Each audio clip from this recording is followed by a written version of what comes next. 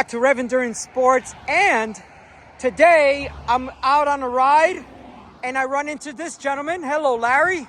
I'm Larry from Chicago originally. Larry's from Chicago originally. I've had this Ritchie for about 20 years. I've taken it all over the world. 20 years all over the world. Name a far off country.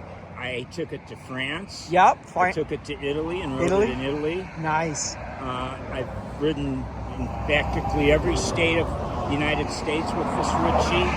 Colorado, Utah, Idaho, Nebraska. Wow, whatever. you've been everywhere with this bike. Everywhere with this thing. And when my carbon fiber frame about 2.5 years ago got wrecked, and I needed a bike immediately, I set up the Ritchie. Yep. And even though I got a replacement, I still ride it at least 5 days a week because it still has a certain quality to it you can't replicate in a carbon fiber or aluminum frame, and I just love this thing. Yeah. So I'll tell you a quick little story. I've been doing this loop now for, generally I ride inland, but now I've been heading out to the coast. And like a couple of weeks ago, I ran into a guy with a carbon Ritchie Breakaway. Yeah. And I think they only made like, I don't know, 200, 400. I knew the data. Sorry about the traffic, people.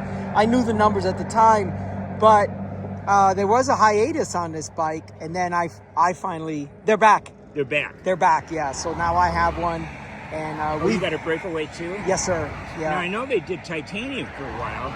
Yes, because they did. a friend of mine has a titanium Breakaway. Yep. And I talked him into it after I got the steel Breakaway. He Yeah. wanted something a little lighter because he moved out to Palm Desert.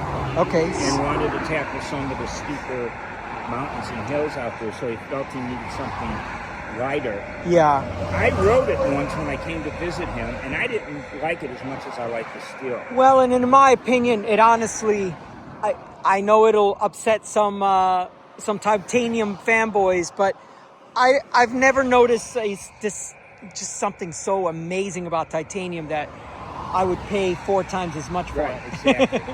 So let's go over some of the spec for the viewers.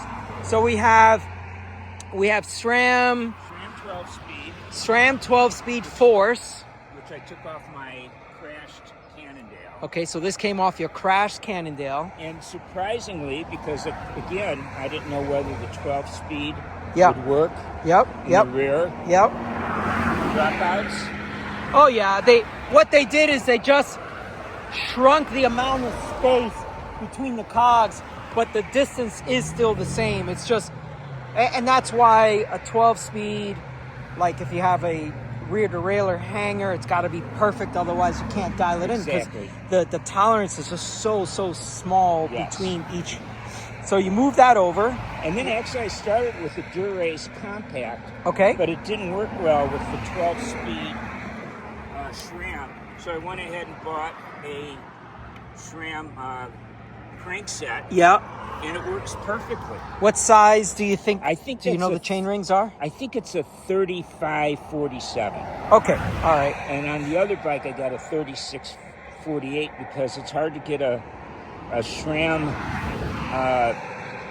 crankset in what I'm used to riding, which is either a 5034 as a compact. Yeah.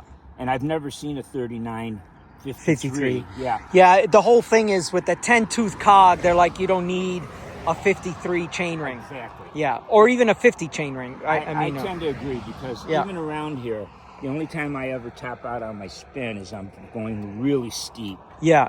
And the 47, which this has, and I think that's a 10, works just fine. And what is that, like a 1033 or what is that? That's actually a 1033. Okay, all right, good. I got to tell you, maybe I'm talking too much. No, you're not. We're only 4 minutes in. I shifted to the SRAM during COVID. Okay. And I had a heck of a time because of the, what do they call it? The chain. Supply chain? Supply chain was so bad. Yeah. That I had a hard time finding a 1033 as my rear. For your cassette. And then, actually, I originally had a 1036 because that's the only thing I could find. Right. But when it came out to the 1033, it's better here in California where I live than the 1036. So you say you've had this bike 20 years. 20 years. Let's go back to What made you buy one in the first place? Well, I had kids all over the place. Oh. I had a kid in Denver. Okay. And when I went to visit her, Yeah. I wanted to take a bike out there, and the Right. Breakaway was the best. Yeah, yeah. And then I had a kid in California. Okay. And stepkids in California. So I went out there. When I was going out there, I wanted to bring a bike. Right. First, they were in Marin County. Oh, that's a great place to go climbing. Yeah. And so, I was tired of a non-breakaway bike where you had a fairly large Case you needed to have. I was always being charged $100 or so to take it out and bring it back. Right. This fit into a suitcase size. Yes. And occasionally, I'll have a person, someone to check in at the airport, say, "What is that? Is there a bike in there?" Oh, bike parts. That's what we always say. It's a suitcase. That's all you need to know. Yeah. Well, I want you to open it. I want to take a look inside. I said, Okay. I'm not opening it. There's no reason for me to open it. Okay. I encountered that twice. Right. With the same fella flying out of San Francisco airport. Imagine the luck. Yeah. But he never charged me. I think he just figured, all right, it's not worth it. We're good. Thanks for asking. Thank you. That's the only time I ever had anyone try to charge me the $100 or so to transport a bike. Yeah. Well, we took ours to Pittsburgh, and now the regulations are you have to be under 50 pounds. So as long as you're under 50 pounds, they don't charge you. I mean, it's just a regular bag, I should say. It's just like your second checked bag or whatever, but it's not an additional charge anymore. And I've never weighed the case that it comes with, and the bike and the wheels all in the case. I don't know whether it's at 50 pounds over or under. Yeah. No, you're. I mean, I don't know. I mean, but this is what I tell people. What's that? I'm 70. You're 70. I'm 70. I love it. Well, I'm 59, but just yesterday, guy. I know, I am a young guy. But just yesterday, I ran into a guy who was 75 years old. Oh, wow. Not trying to one-up you. Yeah. And we were riding, and I had no clue how old he was. Yeah. And then I brought him back to the shop, and then we did a video for my channel. Yeah. But I'm sorry to interrupt. Please tell me, you're 70. What I tell people is when I started racing at 18, you could buy a full campy steel frame, race ready, high end with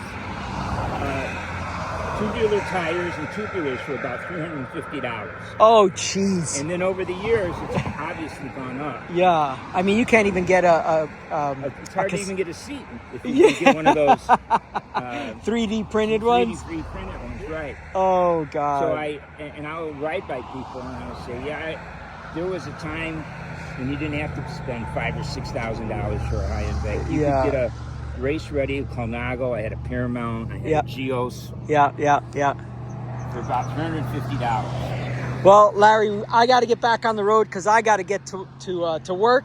Okay. And it has been a pleasure. And nice meeting you. Where's your shop? And so it's in San Marcos. I'll exchange stuff after the video. Thank you so much for tuning in. Please like and subscribe. We'll see you up the road. Okay. Let me